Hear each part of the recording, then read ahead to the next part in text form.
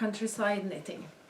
My name is Merete, and today I will be the only one in this episode because Janne is away visiting her daughter and grandchildren, so she will make something from where she is in the south of Norway.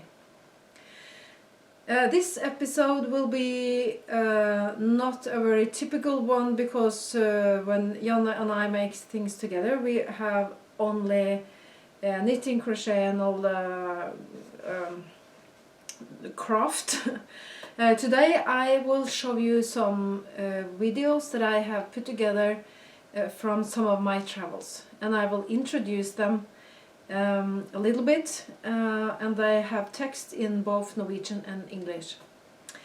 But first of all I want to show you some things that I have finished, especially one thing that is about to be given away. If you have watched my earlier episodes, you know that I really love to knit shawls.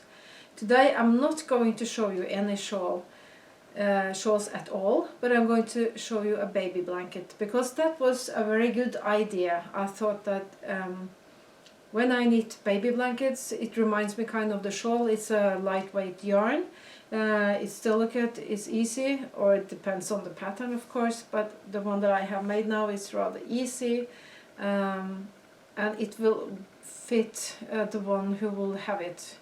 It will not be like a sweater or cardigan that can be wrong in a way. And this reminds me of, maybe I will tell you what I'm wearing before I forget it. This is Bøvertun. It's a traditional Norwegian cardigan. It is from Kofteboken. I don't have the book in front of me, but it's a traditional pattern with it's threaded knitting all over. It is knitted, I think, in Finull from Rauma, my favorite yarn. I knitted this many years ago. I have made a baby blanket that is going to be given away very soon. So I have to show you before, because when we make the next episode, this will not be in my house anymore. It is a rather big blanket, so when I washed it, it grew a little bit. It's I made it from corner to corner by increasing and then decreasing when I was halfway, and there is a little bit of knit together and yarn over. That is the pattern.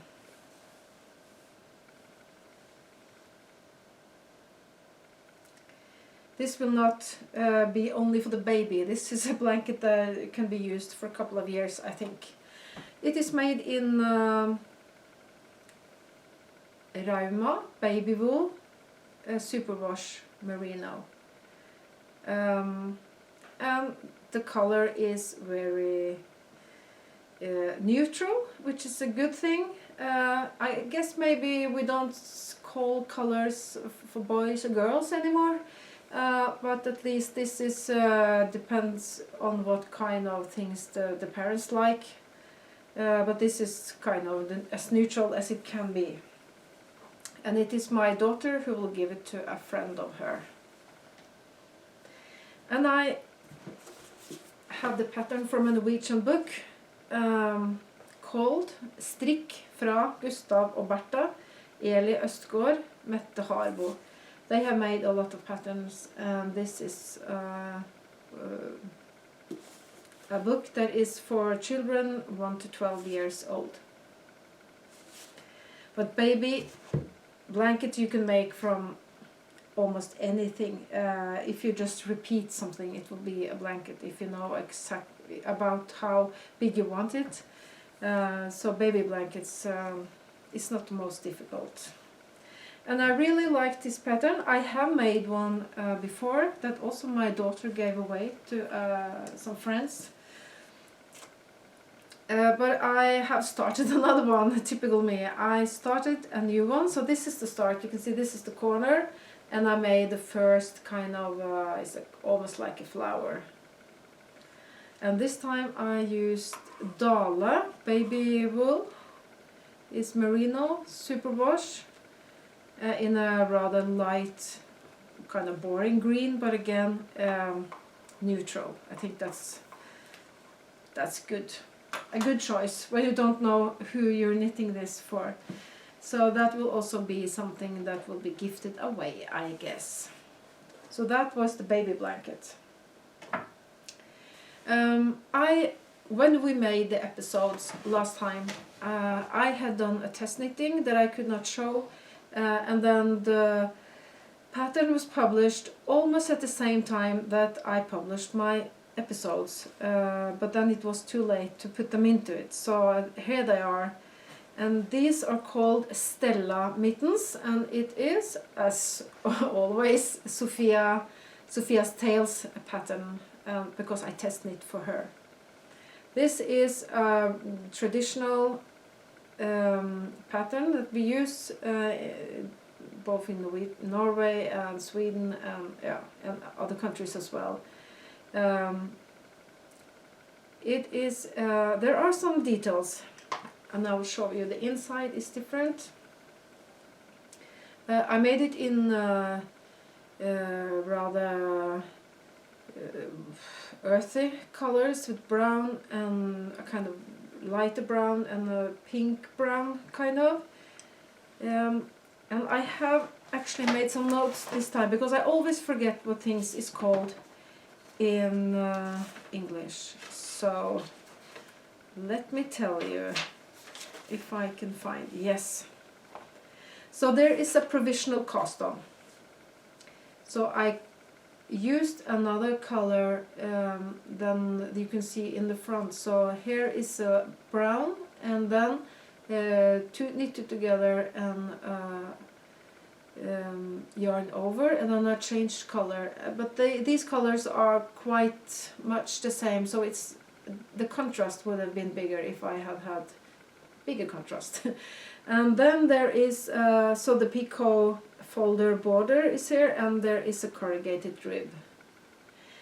And there should be some embroidery here, but I didn't do it because I started and I didn't feel like I made it very well, so I just didn't do it, and maybe I'll do it later. They are kind of big, so they are really warm. You can have them they are rather long. So this is a very nice and easy pattern, not maybe for if you haven't knitted any mitten before, but it's not difficult, and the pattern, I think the pattern is very well written and easy to follow. So that was the Sophia's Tales pattern for this episode, Stella Mittens. And then I test knitted for Janne. Janne makes a lot of patterns, mostly in Norwegian. And she asked me if I would test a pattern for her. She had made it in a mitten version, and then she wanted mitts. So this is called puls, meaning half, also mitts. And I took some sock yarn left over and held it together with air, a very light yarn. If you can see it, it's almost like invisible, fluffy yarn, and this is a very good pattern for scrap yarn or leftover. You don't need a lot, and I have written in the pattern how much I need. I don't know if Janne will make this pattern into English. I'll ask her. That is not what she usually does, but we will see. Easy and nice, and I really liked how these colors play together. So I wanted to make another one, and I had a slightly thicker yarn. This is a sock yarn, superwash merino something, polyester. This is 100% wool, hand dyed by Ulltøsene. And then I put a green plum from Rauma. This is not the color, but it's the same yarn. It's very thin, and it is kid mohair, and the surface is very nice, really soft and nice, but not so messy, because the plum is very thin. And then I had in the stripes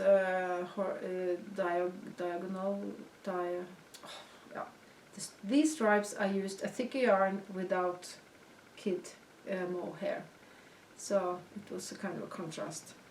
And then I thought I would like to make this the mitten version that was already published, and I guess Janne would have given it to me because she said you can have the pattern, but I didn't have the time. She was somewhere else, and I just bought the pattern. So in a way it's not a commercial for her, because I bought this pattern and then I started to make the nabo mittens. Nabo meaning neighbor. I'm not sure how exactly. The yarns are described in Ravelry, and I put all the links in the notes below. This is, I know, it is Arvetta, pink Arvetta, hand dyed by me. And then I put, plum, I think. Not this one, but a pink one. And contrast yarn here without kid silk. Also, it's a Norwegian yarn, but I think the way that these colors play together are it's very entertaining when you need to see how it turns out. I made them a little bit small. It's a kind of a small female size, I think, or a children's size, but I can use them. But I have a lot of mittens, so I have 2 of these. And then I wanted to try other colors, and I opened my boxes and bags with leftover yarns, and I have a lot of these because when I go to the mill, Rauma, there's always some, like here you can see there's written a sign that shows, I don't know if the color is not in production anymore, or so I have a lot of things I bought on sale. It's typical me, but now I can use them. I don't need this is 25 grams what do you call this, I think I used 17 grams for a pair. Here is another one. This is a hand-dyed fine sock yarn, hand-dyed by Janne. And I put this on top, and then this makes everything a little bit calmer. Because sometimes hand-dyed yarn can be very busy, but with this fluff it kind of calms down, and I think it's very delicate, the result. And super easy to knit this. And I had to try some other color combinations. Here I have lamb's wool from Rauma. I actually have the, if you see, this is the color of the lamb's wool, and I held it together with plum.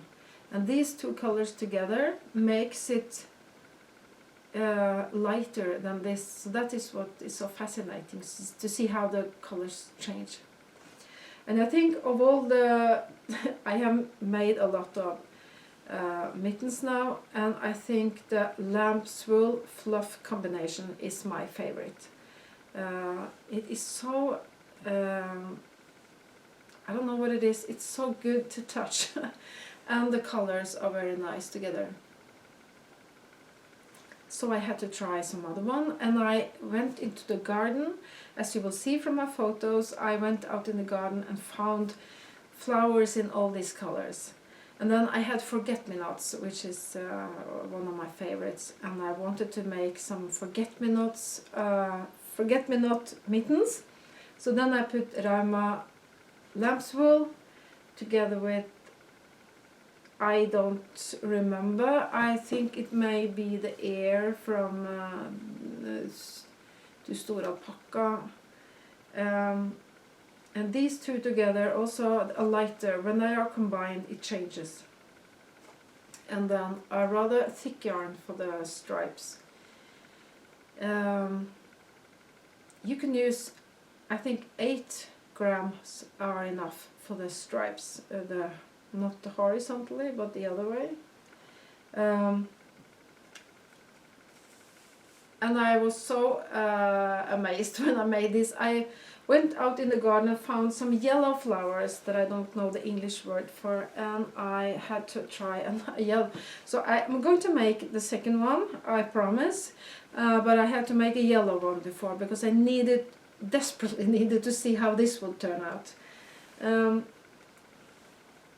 So in my stash I had a very thin New Zealand lamb's wool from Filcolana.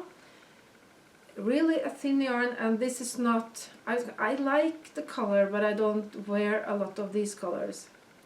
But when I make it into mittens, I mean mittens I can wear, just I don't think it goes very well to my skin, I'm so pale.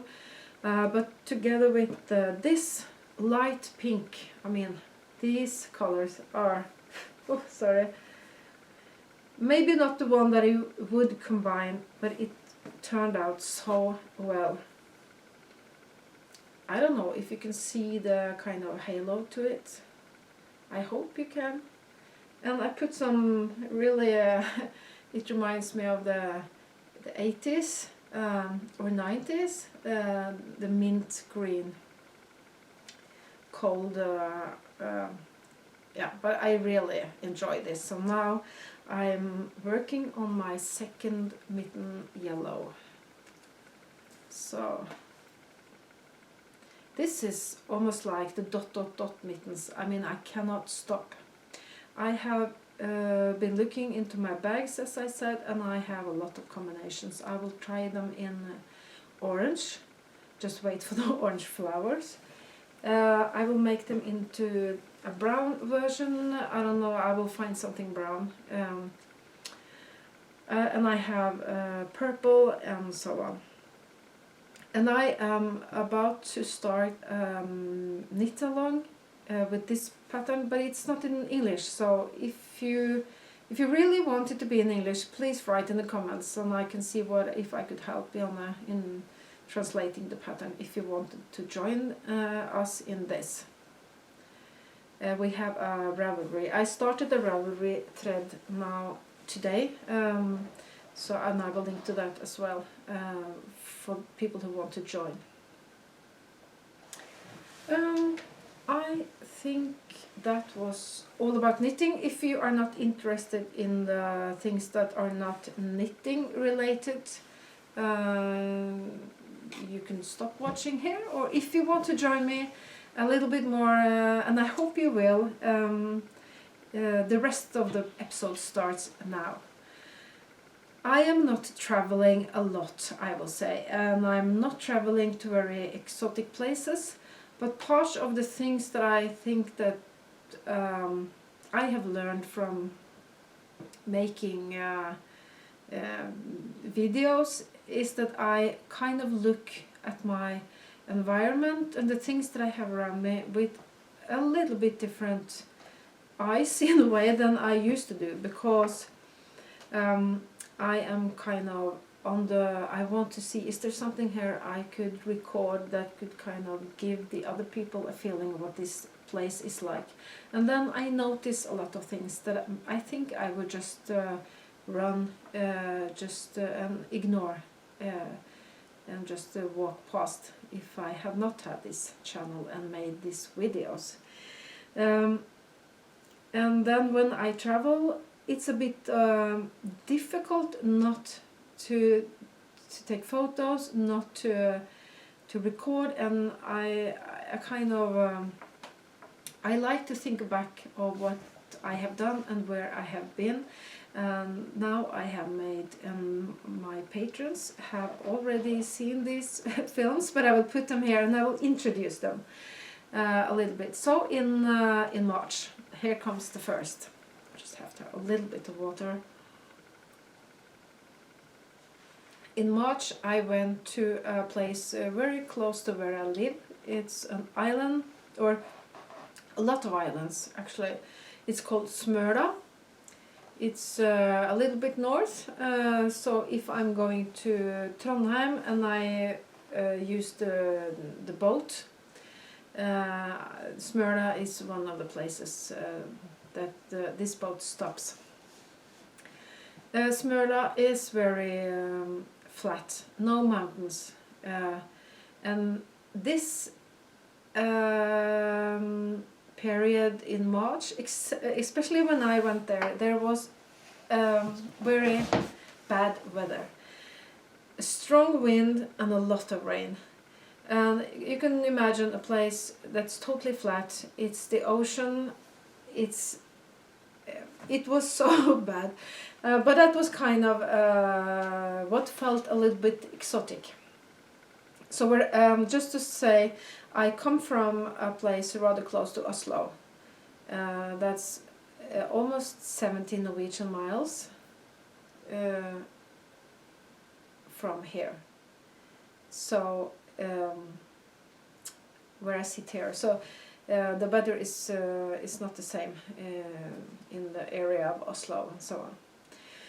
Well, so I went there because I work in the library and I have a lot of classes and pupils and people coming to the library, and especially then classes comes and I will read books to them. And I have felt the need for training in how to tell stories. I don't read word for word every time because you sit with a book. I'm going to show you the photos and I cannot, so I will have to practice how to retell a story. We had a workshop about how to tell stories. And the first thing we did was to walk 3 kilometers. And this was arranged by a pilgrimage, the sea version, because Trondheim is Nidarosdomen is of course where you go when you go on a pilgrimage. But this is the coast version. So we started by walking 3 kilometers in this really bad weather, and we were told to kind of pay attention to what we felt, our senses, to what we saw when we walked, and then we would use this in the tasks that we were given when we started the workshop. So I was there. I didn't know any of the other participants. They were very nice and friendly. But then when we started to walk, I had only just said hello and we started to walk.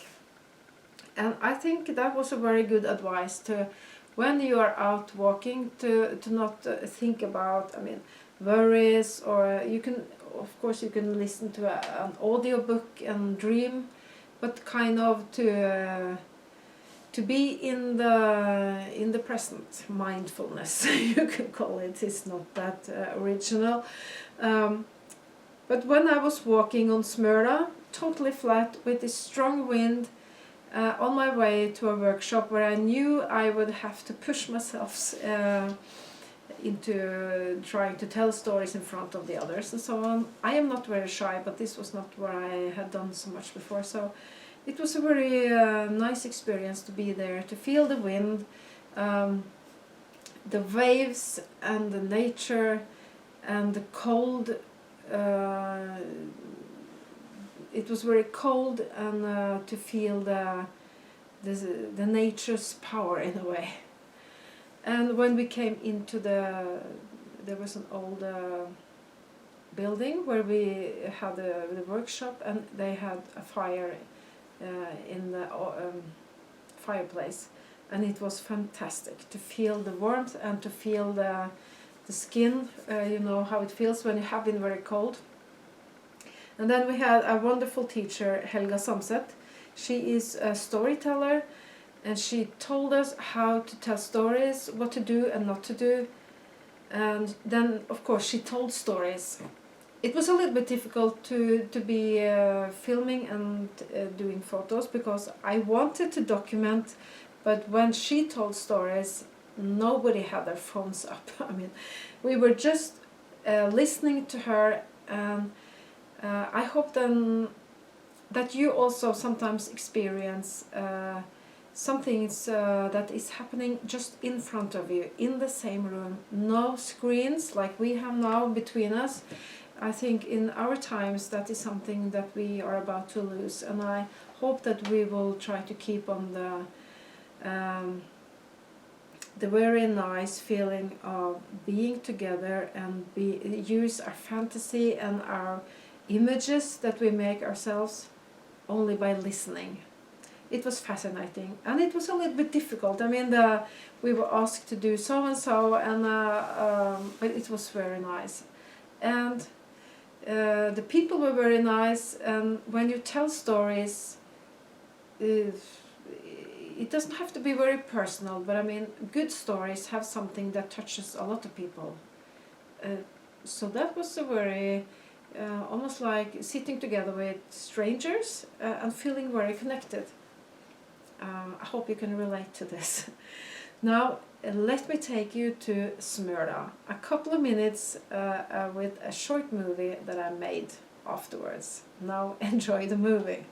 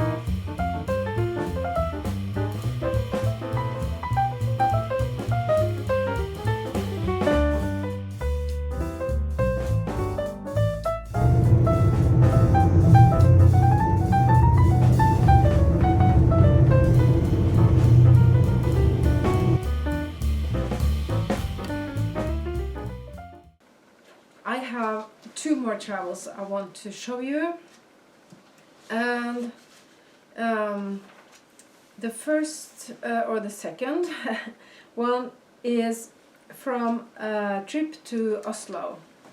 It was in the middle of March, a couple of weeks after the Smøla trip. And I'm grown. I was born and I lived in my 18 first years in a city 3 hours from Oslo. Now it's more about 2 hours to go there, but when I lived there and with the roads that were then, it took about 3 hours.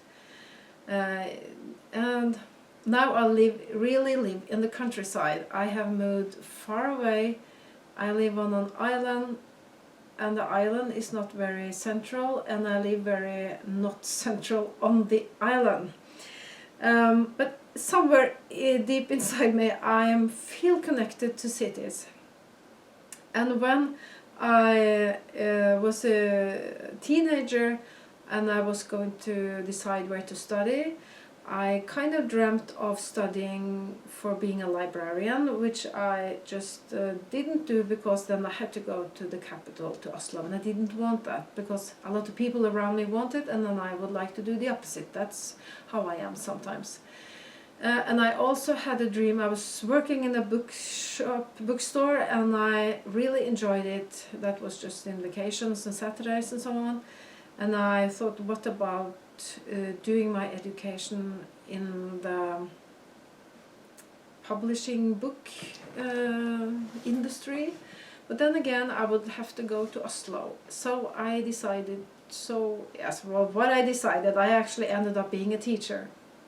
And I studied in the countryside. And I moved to the countryside, sorry. And now when in my 50s, now when I have actually ended up in a library, I'm very thankful for the years in the school, but I really love to be where I kind of dreamt of being in the beginning. Then I really have found that it connects me to the Oslo, or the capital, or the big city thing, because when I go to Oslo now, I feel I need some big city life sometimes in my life. Maybe this was a very long explanation for how I feel, but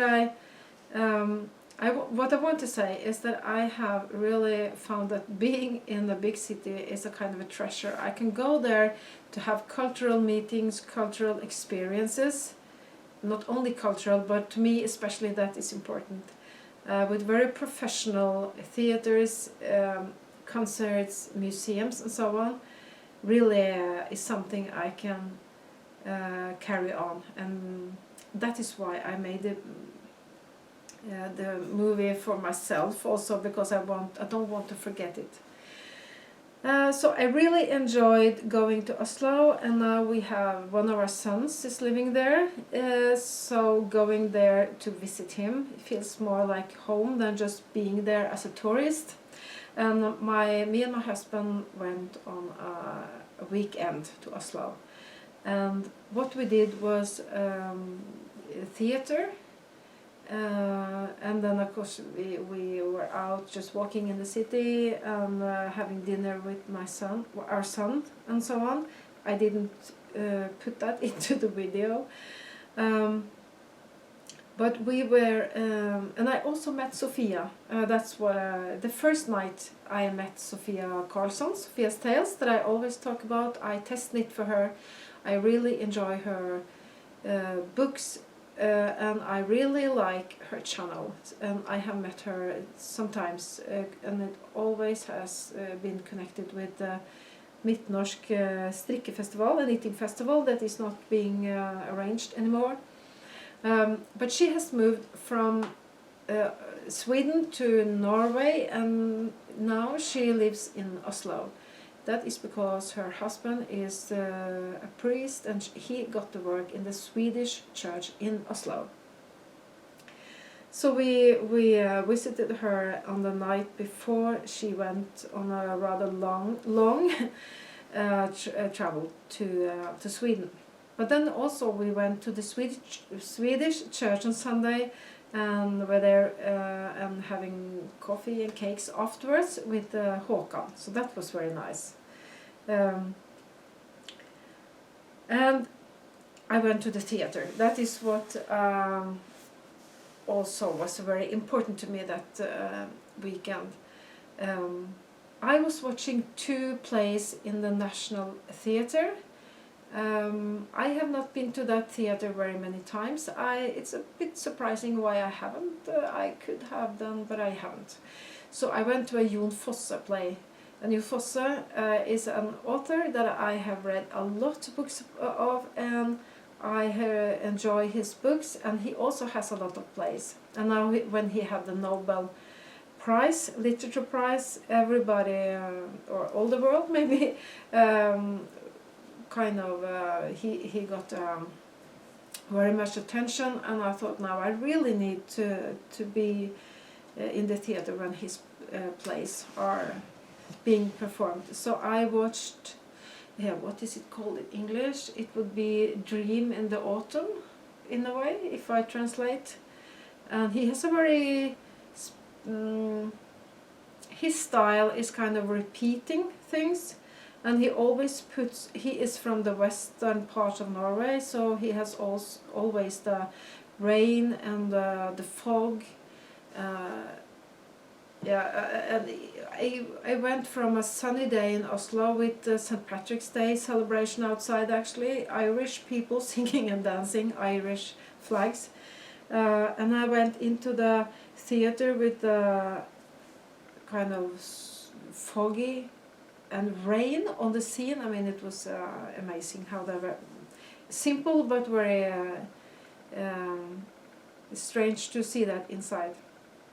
And I really liked that play. You're not allowed to record during plays, so I just had to let it be. But I will recommend you to watch Jon Fosse. He talks a lot about life and death, light and darkness, also religion, things that are that we can relate to. It's very classical, I think, easy to recognize ourselves. I will talk a lot about that, but Jon Fosse I recommend. And then I went alone on that play because we were also going to the play later the same day at the same theater. We watched something, both of us, my husband and I, something really different, and that was more like a musical kind of. It was very fun, and it was called Carousel. Carousel meaning a roundabout, and it was an old play from the 50s where there's a married couple in their 40s, 50s maybe. He have a friend of the family, the doctor, to give his wife some kind of medical, some estrogen, because she's starting to be old. But then she hears, and when they want to kind of fool her, she fools them in a way. So there's 2 layers here, and very fun. And there was a band playing, and the actors were singing. They were so fantastic, and everything was very quick, and they had so much, everything was how to say, precise. It was fun, and it was kind of and when you thought everything was so wild, it couldn't be even wilder, it got wilder. So we had a good laugh, and that was a really fantastic experience. I have not been a lot to the theaters, so, and I think I should do more of that. So I have really discovered the values of theater and things going on in the same room right now, here and now. Nobody has edited. There is not a screen in between. I mean, that is so good in our digital times. That is so good. And Oslo was very nice. The weather was fine, and we had a really nice week. And I want to show you the movie right now. So come with me to Oslo.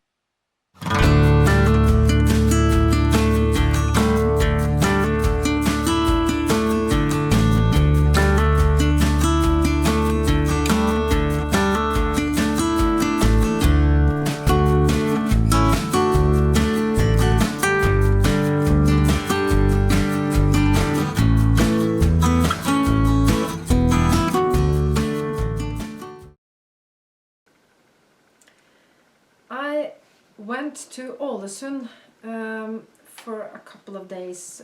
This was because I work in the library and we had a meeting. We have every year a meeting for the people in our area who works in archives, libraries and museums. We have a lot in common. And this time we went to Ålesund, and Ålesund is the biggest city in Møre and Romsdal, that is my county. To go there I went by bus, because to have a car in that city is not so easy. So I found it would be a very nice thing to travel with the bus. So I had my camera, and the Atlantic Ocean Road is in the movie, and also going on the ferry and off the ferry. And it is a nice way of traveling when you don't drive yourself. You can just, I read, I knitted, watching the landscape changed. And Ålesund is a very, there is sea everywhere. It's a lot of history there, and we went on an exhibition on the first evening. And the exhibition was about weaving. And to be honest, I hadn't read the program so very good or well, because it was kind of a surprise to me that we had a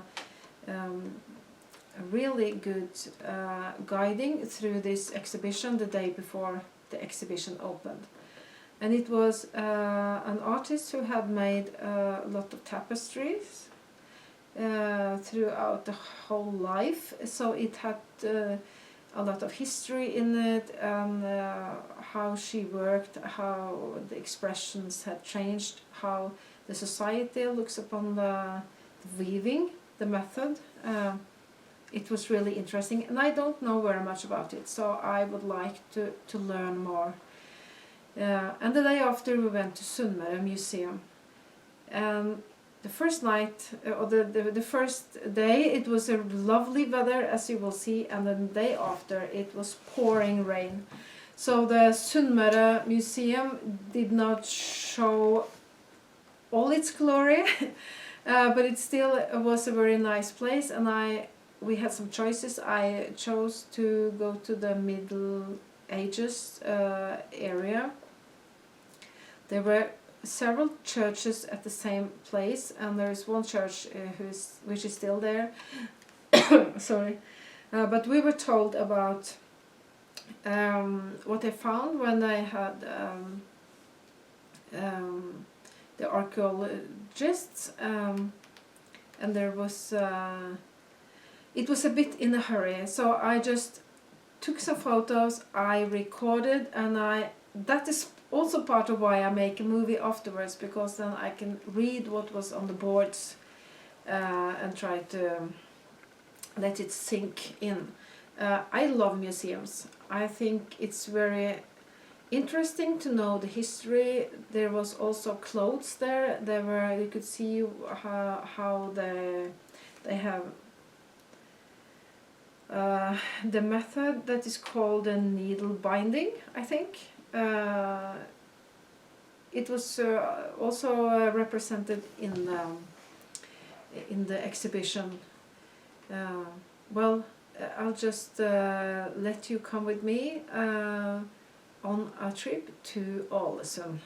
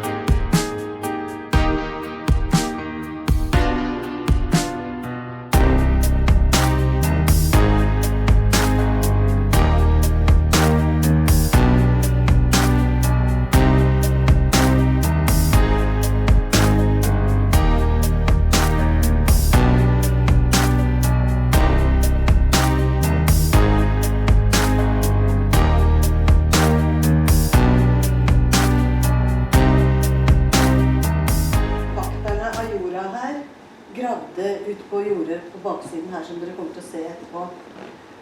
Og da kom de bort til en steinsamling, og forstod ganske fort at dette var noe mer enn bare rasket sammen stein, så de sendte et brev til Bergen museum, Bergen historisk museum fra da.